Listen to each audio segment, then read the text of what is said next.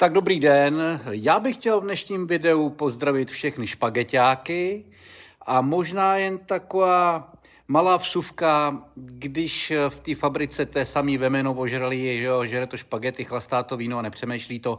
Já bych pro vás měl takový nápad, já bych tady měl takovouhle kočičku, je to rok 2012, jo, totální veterán, jo, ale už tenkrát v Rakousku někdo zapřemýšlel a řekl si, kurva, jak já udělám to víčko na to nádrž. No můžu to tady šroubovat jak píču, svole UTMky, ale to je kokoťárna, protože ty šroubovat tam a zpátky, to je blbost a ještě se to může povolit. Takže v Rakousku zapřemýšleli a udělali takové krásný víčko s pojistkou. Ta se zmáčkne, víčko se pootočí a otevře. Stejným způsobem to jenom položím, udělá to cvak a už nikdy, vole, kurva, to nemůže vypadnout.